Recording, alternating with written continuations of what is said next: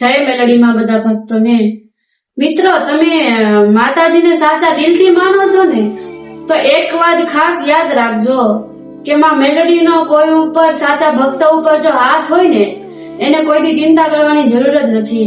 તમે ચિંતા કરો છો બરાબર કે મારા ભવિષ્યમાં શું થશે, બરાબર, હું શું કરીશ, તમે ચિંતા કરો છો તો મેલડી માનું ચિંતન કરો ને. ચિંતન કરવાથી કર્મ સારું થાય. માતાજીને તમે યાદ કરો છો, એ સાંભળે છે, એની કૃપા વરસાવે છે માં, બરાબર. તમે એની ચિંતા કરો ને, ખોટા વ્યર્થની ચિંતા ન કરો છો એમ. કારણ કે ભવિષ્ય આપણા હાથમાં નથી, બરાબર. તો શું લેવાને તમે ચિંતા કરો છો. આપણા જીવનમાં બરાબર દુઃખ તો આવે જ તે, કોઈ પણ જીવન હોય, એકવાર તો મુશ્કેલીઓ આવે જ તે, બરાબર છે.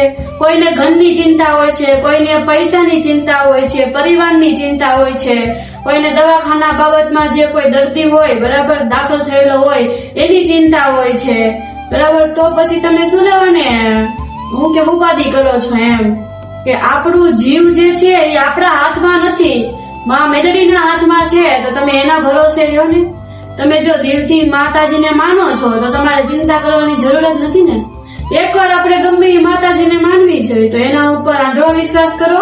કારણ કે જગત જનની માં છે. આપણો જન્મ ક્યારે થશે, આપણી ઈચ્છાથી આપણો જન્મ થયો છે. માતાજીને અથવા ભગવાનની ઈચ્છાથી જન્મ થયો છે ને આપણો. તો પછી તમે મેલડી માને માનો છો તો એના ઉપર વિશ્વાસ રાખો ને. મેલડી માં આ દુનિયામાં આપણને લાવી શકે છે, તો આપણને મુશ્કેલી પણ આપી શકે, એ આપણને રોવડાવી શકે, બરાબર છે. મગજમાં વિચાર પણ સતત ને સતત આપી શકે. એ માં છે ને, એ બધું કરી શકે એના બાળકો સાથે. શું કામ કરે છે તમને ખબર? અંદરથી આપણને મજબૂત બનાવવા માટે એ કરતા હોય છે. આપણી પરીક્ષા લેતા હોય છે. ખોટાની પરીક્ષા કોઈની લે જ નહીં. સાચો ભક્ત હોય એની પરીક્ષા થતી હોય છે ને, એ જ આ દુનિયામાં આવી શકે છે, બરાબર. એના લીધે જ તે બધું થતું હોય છે. મેલડીમાં ઉપર તમે વિશ્વાસ રાખો છો એનો અર્થ એ નથી કે મુશ્કેલીઓ નહીં આપે. એ મુશ્કેલીઓ આપશે, પરંતુ આપણે એના પર વિશ્વાસ એ સમયમાં રાખવો જ જોઈએ ને. તો આપણે હારવાનું નહીં, બરાબર, એની પર ભરોસો રાખવાનો. અને જયારે મુશ્કેલીનો સમય વધારે આવે ને ત્યારે તમે એનું નામ જપ કરો. એ આપણને તોડશે અંદરથી કે કેમ માતાજી મારી હારે આવું કરે છે. આપણે કોઈ પણ કામ કરીએ છીએ, બરાબર, લાઈફમાં, તો ક્યારેક કામ અટકી જતું હોય છે. શું કામ? કે આપણા સારા માટે, ખરાબ થવાનું ન હોય ને એટલા માટે કામ અટકી જતું હોય છે. એનો મતલબ એ નહીં ધારી લેવાનું કે કેમ માતાજી મારી હારે આવું કરે છે, હું એનું નામ જપ કરું છું તોય છતાં કેમ આવું કરે છે, કેમ દુઃખના દિવસો મને બતાડે છે. એવું નથી. દુઃખની કાંઈ ઓકાત નથી માતાજી સામે, બરાબર. દુઃખ તો ફટાફટ ભયું જ જાય. સમય કાંઈ એનું સ્ટોપ તો થવાનો નથી. એટલા માટે દુઃખની કાંઈ શું કહેવાય તેવડ નથી કે આપણી મુશ્કેલીનો સામનો કરી શકે. ભક્તને સામનો, ભક્ત છે ને, ભક્ત એ મજબૂત જ હોય. માં મેલડીનો જે ભક્ત હોય ને એને મેલડીમાં પર પૂરો વિશ્વાસ હોય છે, બરાબર છે. કે આ જે સમય આવ્યો છે ને એ ગમે એમ કરીને વયો જ જશે એમ. મારી હિંમત હારવા નથી. મારે છે ને આ પરિસ્થિતિમાં શાંત રહેવાનું છે. મગજ હાવ શાંત રાખવાનો છે, ઠંડો મગજ રાખવાનો છે.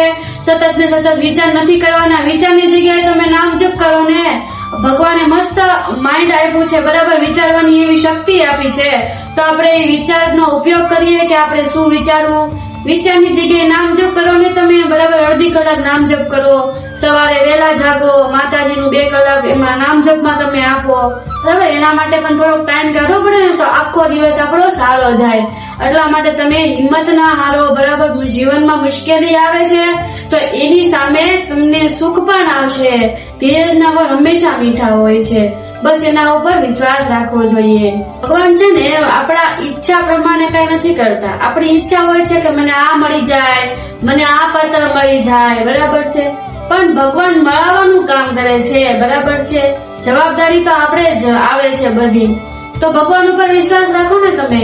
મેલડીમાં છે ને એ આપણને દુઃખ નથી દેતા, બરાબર છે. એ તો આપણા માટે સારું જ વિચારતા હોય છે.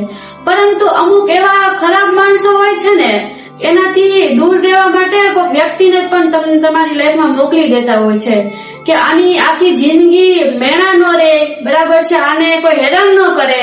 ત્યારે પણ ઈ માતાજીના હુકુમને કારણે તે વ્યક્તિ મોકલી દેતા હોય છે.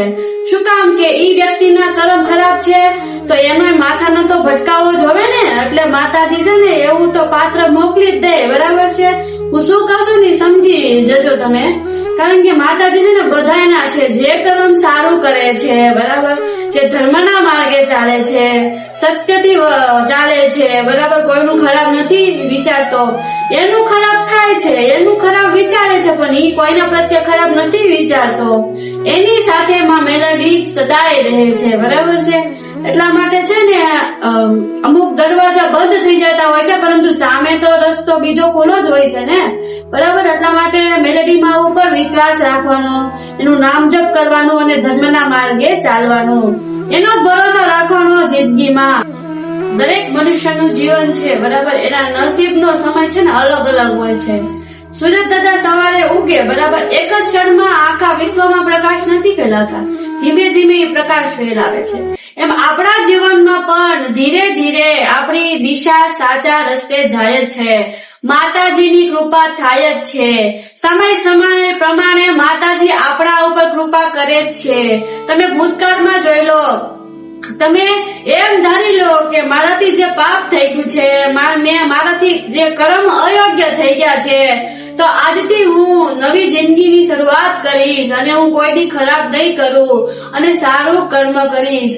ત્યારથી તમે નામજપ કરવા માંડો, માતાજીની ભક્તિ કરવા માંડો, અને જે પાછળના દિવસોમાં તમે ટેન્શન લેવું, ઓવર થિંકિંગ, ડિપ્રેશન, આ બધું કહેવાય ને, તમે ભૂતકાળનું વિચારજો કે મારી લાઈફ કેવી હતી અને અત્યારની હાલમાં કેવી છે. કોના દયાથી? માતાજીની દયાથી. તમને એક હિંમત મળી માતાજીના કારણે.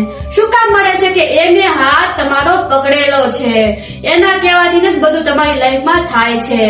એટલા માટે છે ને ચિંતા નહીં કરવાની, માતાજી ઉપર વિશ્વાસ રાખવાનો, બરાબર. આ સૃષ્ટિ મેલડી માની છે, ભગવાનની છે, તો આપણે બોલો ચિંતા કરવી જોઈએ. ચિંતા કરવી ભલે બીજા કરે, જેના કર્મ સારા ન હોય ઈ ચિંતા કરે, ઈ ડિપ્રેશનમાં જાય, ઈ ઓવર થિંકિંગ કરે, ઈ રોવે, ભલે ના રોવે. માતાજી તો હારા ભક્ત હોય એના ઉપરથી જ કૃપા વરસાતા હોય.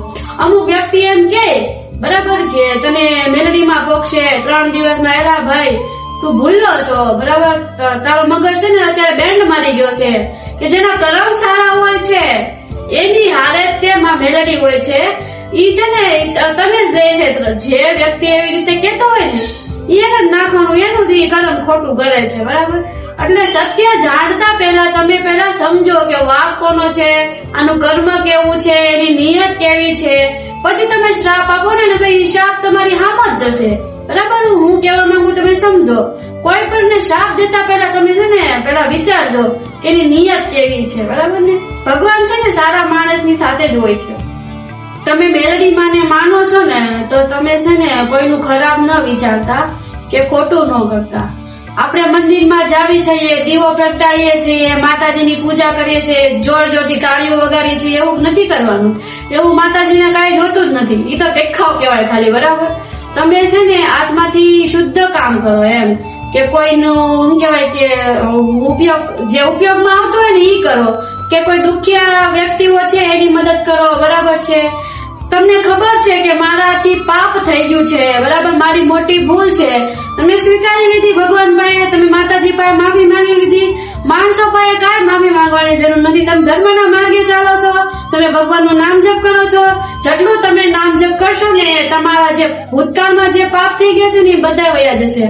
બસ નામ જપ ઉપર તમે નામ જપથી તમે બધું કરી શકો છો. તમારા નસીબ પણ તમે બદલી શકો છો. તમે કોઈ સામેવાળા વ્યક્તિને મનાવવા છે તોય પણ તમે પ્રેમથી મનાવી શકો છો. શું કામ? કે તમે નામ જપ કરો છો, એના વિચાર પણ ફરી જશે. કે શું કામ? કે એના જીવનમાં દુઃખ છે, બરાબર, બધું રીતે કોઈ મુશ્કેલ, ચારે બાજુથી અંધકાર આવી ગયો છે, કહેવાય ને કે ચારે બાજુથી કાંઈ સૂઝતું નથી, મને માતાજી કઈ વારે આવતા નથી. હે માં મેલડી તું ક્યાં વહી છે? કે મારા હું કર્મ છે કે હું ભોગવી રહી છું કે ભોગવી રહ્યો છું, બરાબર. એ બધું છે ને કર્મથી જ થતું હોય છે, બરાબર. માફી માંગી લીધી એટલે બસ માતાજી માફ જ કરી દે આપણને, પછી બીજી વાર ન થવું જોઈએ. કોઈ પણ માણસને દુખિયા હોય એની હેલ્પ કરવી જોઈએ, બરાબર છે. કોઈને શું કહેવાય તકલીફ ન આપવી જોઈએ, કોઈને ખોટું વેણ ન કહેવા જોઈએ, બરાબર. ભગવાને બધાને મસ્ત મજાનું શરીર આપ્યું છે, એમાં બધામાં જીવ આપ્યો છે, જેને જે ગમે એવી રીતે જીવે, પરંતુ ધર્મથી ચાલવું, નિયત સારી હોવી જોઈએ, બરાબર. તમે તમારું ધારું કરો છો, બરાબર છે, તો તમે ધર્મના માર્ગે ચાલજો, કર્મ સારા કરજો, એટલે માતાજી તમારી સાથે જ છે. મેલડીમાં છે ને એ આપણા કર્મ જોતા હોય છે, બીજું કઈ નથી જોતા. કે માણસોની ટેવ કેવી ખબર કે જો ઓલી ફલાણાની છોકરી આવા કપડા પહેરીને ગઈ, જો આની આવું કરેલા પાછું તારો કેમ ને ભાઈ. મેલડી માં કઈ વાંધો નથી, તો તમને શું પ્રોબ્લેમ છે? એમ આવા છે ને ખચપચિયા હોય જ તે જીવનમાં, કે આડોશી પાડોશીમાં, કે પરિવારમાં, એવું તો એકાદું હોય જ તે જે છે ને પોતાનું ધ્યાન ન રાખે, પોતાના કર્મ કેવા છે ને એ નથી જોતા, સામે વાળાના કર્મ કેવા છે ને. જ્યાં લગી સામે વાળો હેરાન ન થાય, રોઈ તૂટી ન જાય ને ત્યાં લગી માણસ છે ને હેરાન જ ત્યાં રાખે. આ માણસોની સાચી ટેવ છે, બરાબર. એટલે છે ને આ કળિયુગમાં છે ને બહુ ધ્યાન રાખવું, જેવો માણસ બોલે ને એવો તેને છે ને જવાબ આપી દેવાનું, એટલું છે ને મગજમાં તમે ફિટ કરી લેજો, બરાબર છે. માતાજી છે ને કર્મ જોવે છે આપણું, કેવું કર્મ કરીએ છીએ, બરાબર, સારું કરીએ છીએ, ખરાબ કરીએ છીએ, એ બધું છે ને એ જોતા હોય છે. ત્યારે માતાજી છે ને એના ઉપર કૃપા વરસાવતા હોય છે. આ ખુદનો અનુભવ છે, માનતા હોઈએ છીએ, આપણે નામ જપે કરતા હોઈએ છીએ, બરાબર છે. તો એવું જરૂરી નથી કે માતાજીને હાલો આપણે મેલડીમાં આપણે દર્શન કરવા જઈએ છીએ તો મહિનો કોઈ પણ વ્યક્તિ માને કે માતાજી મારું આ કામ થઈ જાવ જો મહિનામાં, તો યાર મહિનામાં કામ નથી થતું તો તમે બીજા ઠેકાણે હુલા જાઓ છો. તમે એક માતાજીને પકડી રાખો ને, તમે બીજા જોડાવા જાઓ છો, એવું ના કરો. બધું હરખું જ છે, કણકણમાં મેલડી છે, બરાબર. તમે વિશ્વાસ રાખો. પહેલી વાત તો એ કે સમ ખોટા ના ખાવા. માતાજીના કોઈ પણ રીતે કાર્ડ થઈ જાય, બરાબર. તમે ભલે તમારું દુઃખ આવે, મુશ્કેલી આવે, પણ માતાજીના સમ કોઈની ખોટા નહીં ખાવાના. જે છે એ આ જો હામું છે, બરાબર છે, મેં આ કર્યું છે, માથી આ થઈ ગયું છે તો ક્લિયર કરી નાખો, પછી વાત થાય ખતમ, બરાબર છે. વારે વારે છે ને હમ ખાવાના નહીં, આપણું પાપ બહુ ભોગવવું પડે છે, બરાબર. એના લીધે છે ને કોકના દીકરા દીકરીઓ હેરાન થઈ જતા હોય છે, નાના નાના બાળકો હોય, તમે ખોટા સમ ખાવ છો, બરાબર, તો એ હેરાન થઈ જતા હોય છે.